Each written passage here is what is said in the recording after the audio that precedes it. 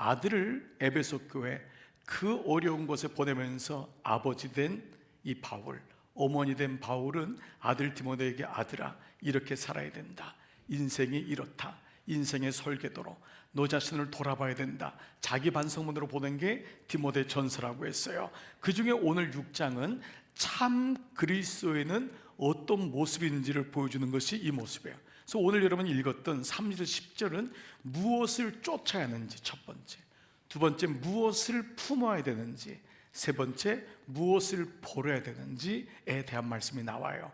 그래서 오늘은 묵상 안 했는데요, 내일부터 보게 될 마지막이 이 단어로 시작하는데, 이 단어는 오늘 말씀과 연결해서 나오는 아주 중요한 단어입니다. 바로 6장 11절에 이런 단어가 나와요. 바로 뭐죠? 다 같이 오직 너 하나님의 사람아, 이 단어예요. 여러분 보세요. 그동안 바울은 디모데에게 아들아, 디모데야 이렇게 얘기했는데 이제는 뭐라고 하냐면 오직 너 하나님의 사람아. 이게 정말 놀라운 고백입니다. 사실 디모데는요 20대예요. 젊은 나이에 아직 믿음이 쓰기는 어려워요. 그런데도 그는 그 약한 걸 보지 않는 거예요. 하나님의 눈으로 아들을 보며 너는 내 아들이기 전에 하나님의 아들이다. 그래서 너 오직 너 하나님의 사람아. 영어로 나온 게 원어에 가깝게 번역했는데요, 이 앞에 오직을 but이라고 했어요. but you man of God. but은 뭐예요? 앞에 있는 것, 모든 사람들이 그렇게 살지만 너는 아니라는 거예요. 너는 하나님의 아들이라는 거예요. 세상 사람들은 다 세상 풍조를 따라가지만 아들아 너는 예배자다. You man of God.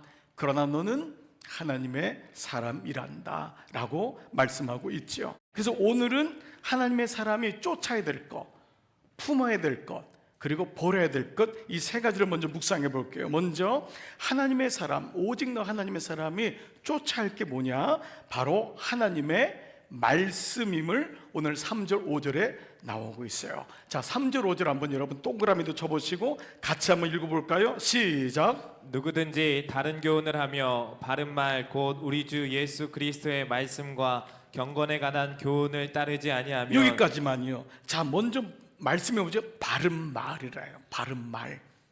옳은 말씀은 말씀밖에 없잖아요.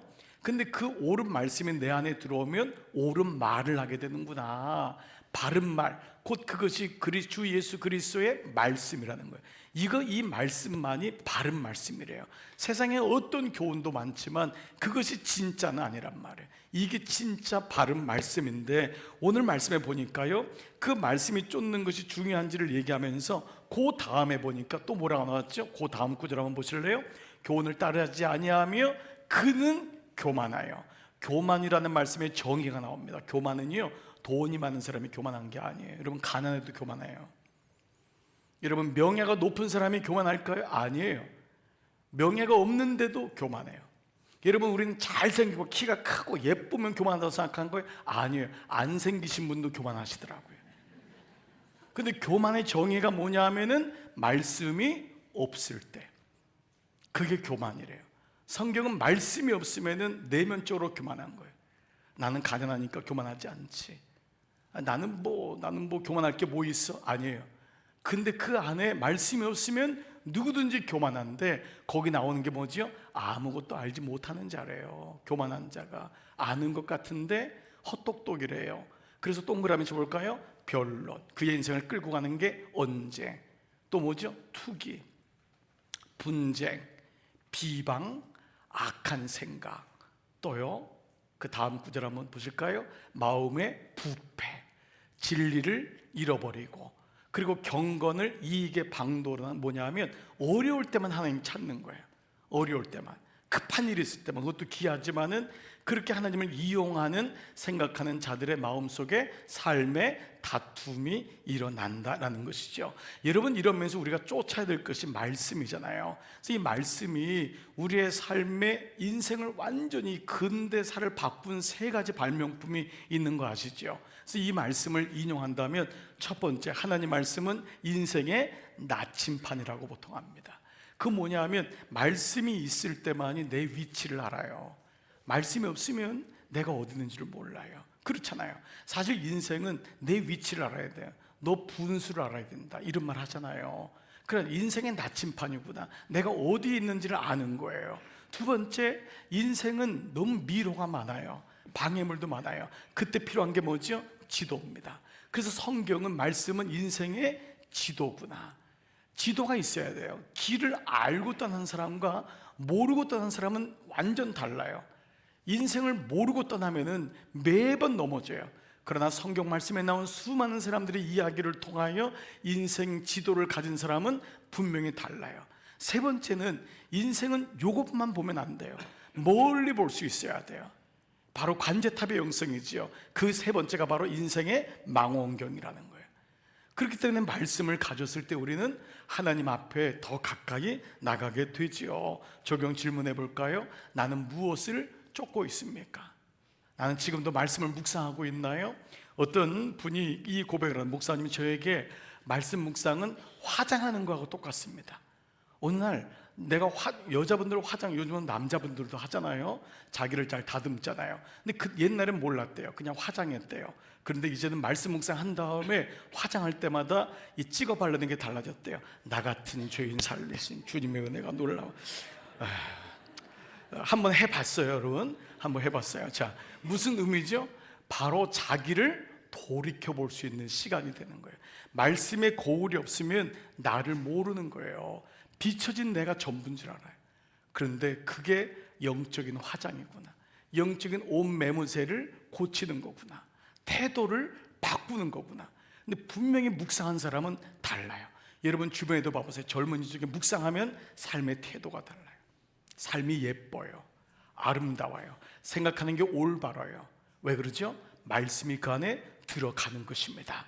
그래서 오늘 첫 번째, 아들 디모데에게 너는 하나님 말씀을 따르렴. 두 번째, 오직 하나님의 사람이 품어야 될 것이 있어요. 이 마음이겠죠. 자, 그것이 바로 오늘 두 번째 보니까 자족하는 마음이라고 나와 있어요.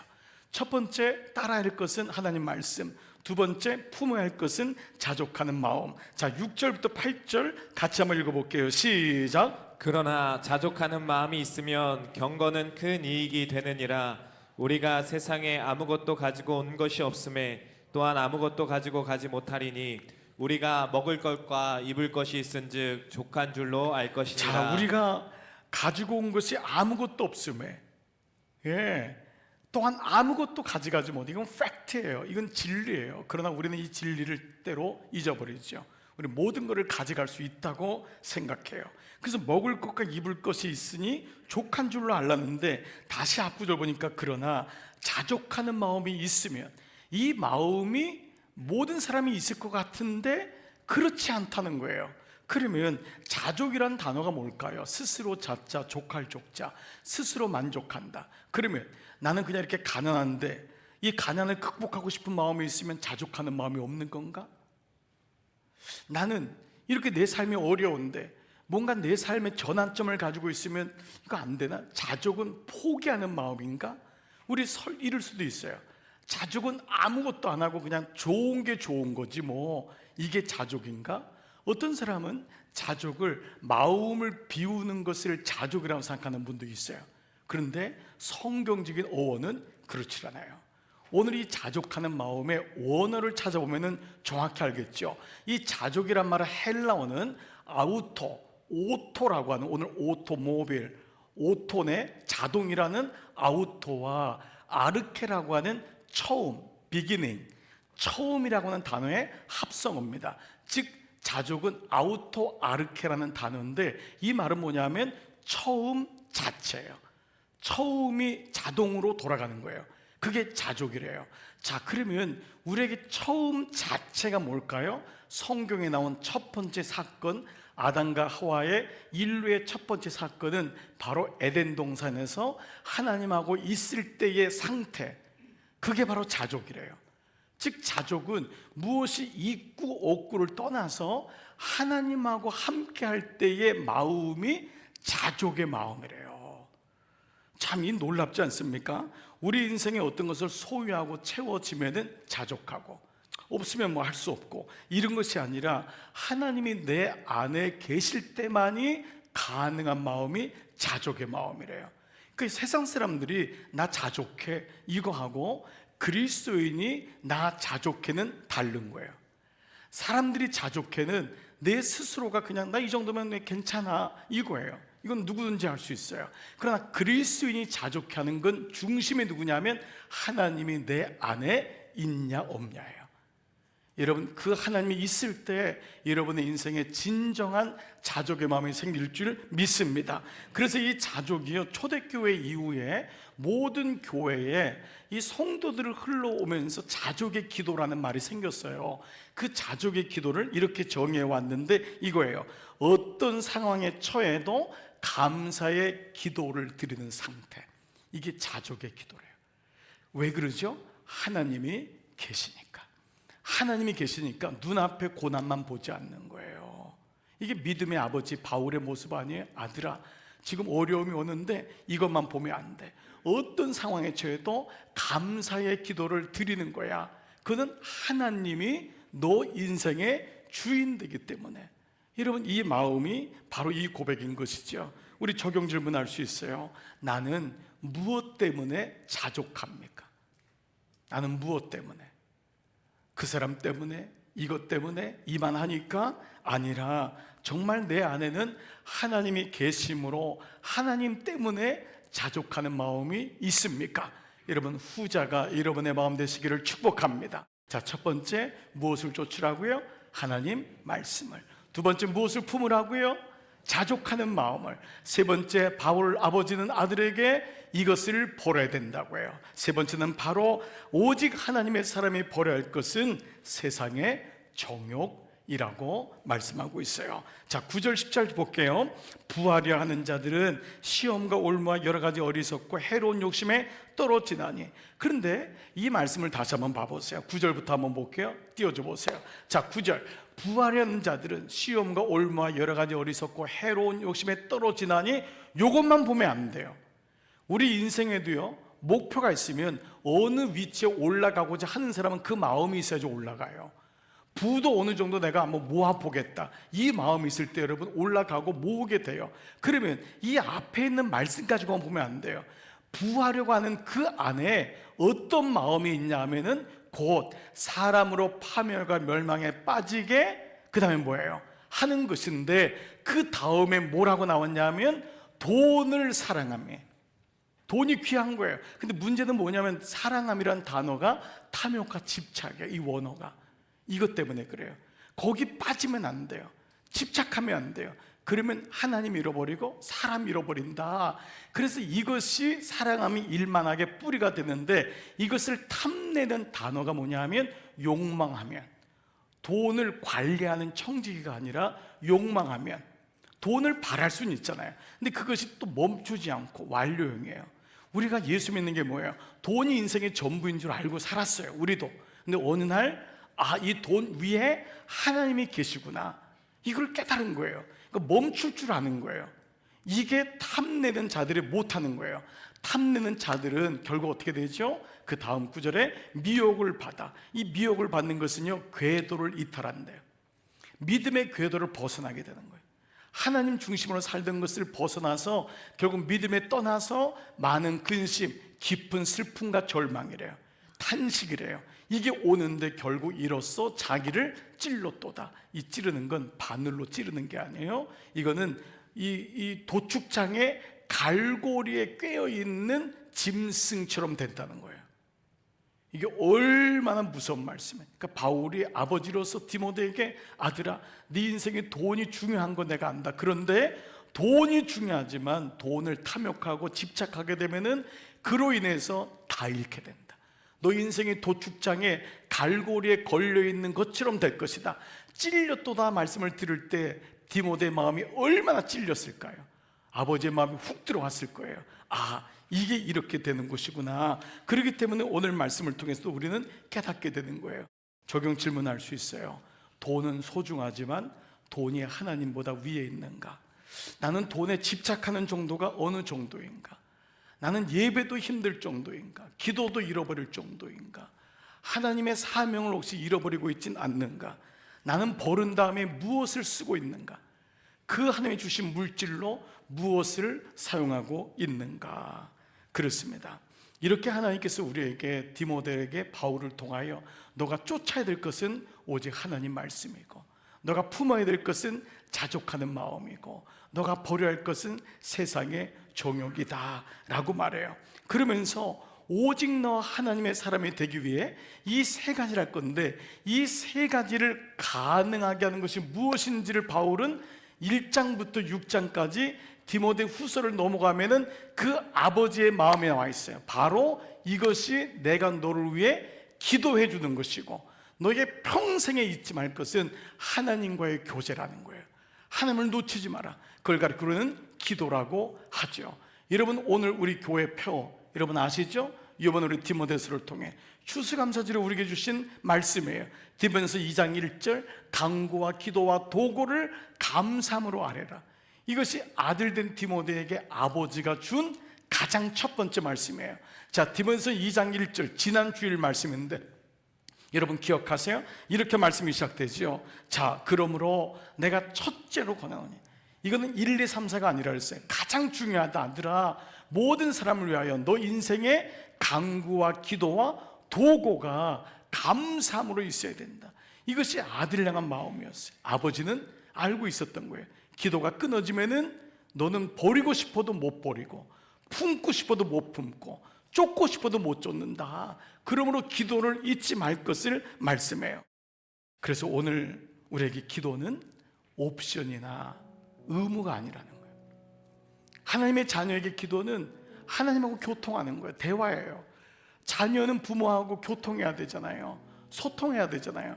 우리는 기도를 의무로 생각할 때가 있어요. 그러나 처음 우리는 이 기도가 익숙하지 않고 죄인이기 때문에 기도가 부담이 돼요. 그래서 이거를 극복하고 몸에 배게 하는 것, 이게 소중한 거예요. 그것만 되면 돼요. 처음엔 부모하고 얘기하는 게 누구든지 쉬운 것 같지만 쉽지 않아요. 부부끼리 서로 대화하는 거 쉬운 것 같지만 쉽지 않아요. 근데 몸에 배게 하면 돼요. 마찬가지죠. 그러니까 예수님이 우리 사명을 감당하기 위해서 마지막 십자가를 질 때 겟세마네 동산에 올라가셨을 때 예수님이 하신 게 뭐죠? 바로 기도였어요. 땀방울이 빗방울이 될 때까지, 핏방울이 될 때까지 기도하셨던 게 바로 기도의 사명. 사명을 이루기 위해서는 예수님도 기도하셨음을 우리에게 보여주고 있는 거예요.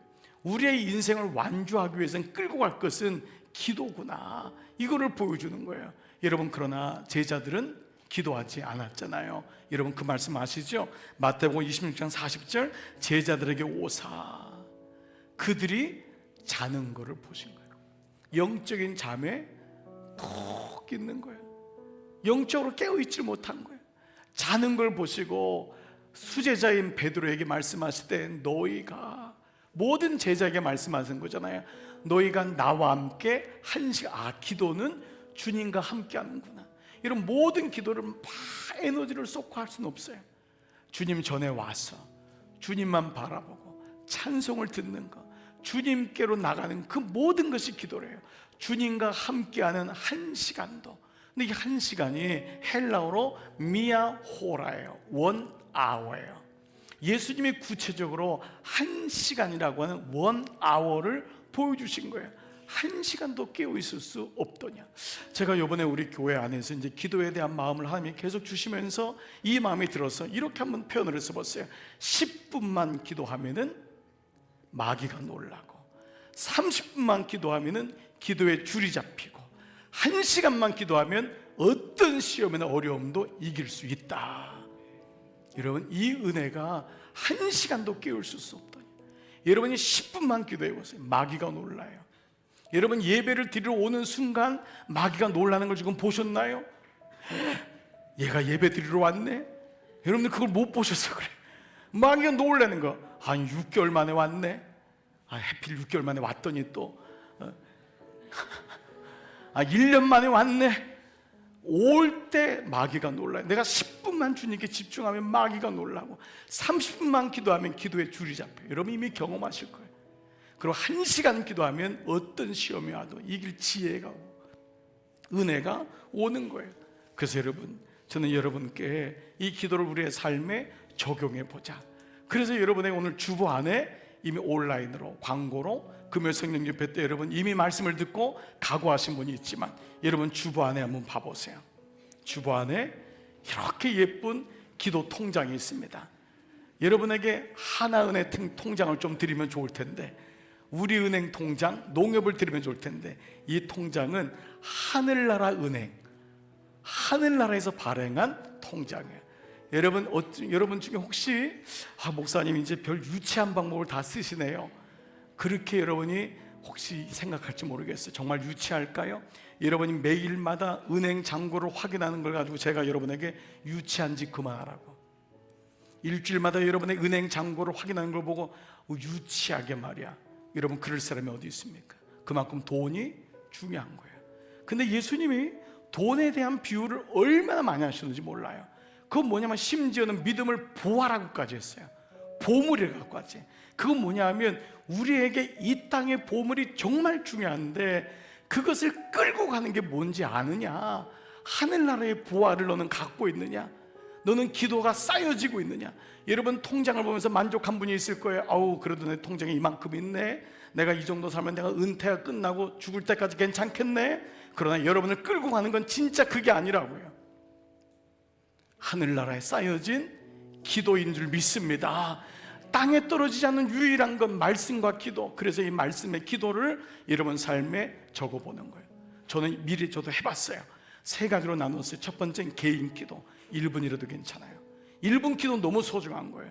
그 1분을 10,000원으로 한번 환산해 보자고요. 간단하게 10분 기도했으면 10만 원, 오늘 30분 기도했어요, 30만 원. 여러분들 공예배 드렸어요, 1시간 반. 그러면 몇 분이 90분, 그럼 90만 원이 적립되는 거예요. 오늘 아침에 내일 새벽 큐티 할 거예요, 1시간 60만 원. 제가 해보니까요, 놀랍게도 여러분 제 통장에 기본이 3천만 원이 들어오더라고요. 기본이. 나는 평생에 처음이야. 3천만 원이 제 통장에 매월 입금이 되는 거예요. 너무너무 여러분 별로 즐겁지 않나 봐요. 너무 감사하지 않아요? 너무 놀랍지 않아요? 제가 조금만 노력하니까요 5천만 원은 기본이 되겠어요. 내 통장에 그 돈, 화폐 얼마 있는 건 너무 소중한 거 알지만 하나님 나라의 기도가 쌓이는 것, 주님이 뭐라 그러죠? 이 기도에 쌓인 거를 네가 쓸 거다. 이 기도가 쌓여야지 뭐를 역사가 일어날 거 아니에요. 너 기도에 쌓인 것, 여러분 자녀에게 얼마 있는 통장 줄 생각하지 말고 기도의 통장을 줘보세요. 나중에 수십 개 수백 개 모여진 어머니의 기도 통장, 이게 나를 끌고 왔구나, 내 인생을 끌고 왔구나. 감사하게 우리 교회는 아동부도 기도 통장 시작해요, 학생부도 기도 통장 시작해요, 청년부도 기도 통장 시작해요. 나는 아동부 아이들 너무 부러워요. 초등학교 아이들이 1학년 때부터 기도 통장이 뭔지를 알고 여기다 기록을 하고, 중학교 아이들이 그 지혜를 달라고 기도를 하고, 얼마나 감사해요. 여러분 가정에서도 누가 더 많이 쌓였는지를 서로 한번 비교해 보시기 바랍니다. 할머니는 야 5천만 원 벌었어, 야 너는 얼마 벌었니? 너는 빵원이구나, 빵원. 너는 500원밖에 없네. 여러분 500원은 아니구나. 1분이라도 10,000원이니까 1분만 기도해도 10,000원인데, 여러분 제가 굉장히 유치하게 지금 유치해지는 것 같아서 그런데 유치한 게 아니에요. 여러분 정말 소중한 거예요. 이 유치하게 보이는 일에 거룩한 여러분들을 주의 이름으로 초청합니다. 여러분 내일부터예요. 11월 11일, 내일은 11월 11일 빼빼로 먹는 날이 아니에요. 내일은 오직 한 분이신 하나님께, 오직 한 분이신 예수 그리스도의 이름으로 오직 한 번밖에 없는 내 인생을 하루에 1시간이라도 드리겠다고 하는 11111, 이 고백이 내일부터 12월 31일까지 여러분 50일 동안 같이 기도의 카드를 정립하고 만들어서 영시 예배 때 우리 하나님 지난 50일 동안 이렇게 기도가 쌓였어요, 우리 고백하는 그런 은혜가 있기를 바랍니다. 영시 예배 때 기도 카드 없는 사람은 오지 마세요. 기도 카드 다 가지고 오세요. 그때 가지고 오세요. 하나님께 드리세요. 그게 영시 예배의 의미 아니에요? 우리 그런 의미로 다 같이 한번 이 마음을 품었으면 좋겠어요. 자, 목사님 저 그래도 바빠서 못할 것 같아 하는 분은 오른발을 흔들으시기 바랍니다. 없죠? 다 하실 수 있죠? 내일부터예요. 우리 서로 격려했으면 목장끼리 격려하고 선교회끼리 격려하고 가정끼리 격려해서 우리 작은 거지만 한번 저도 목회실도 같이 이 기도하는 일에 전심하는 여러분 다 되시기를 주의 이름으로 축복합니다.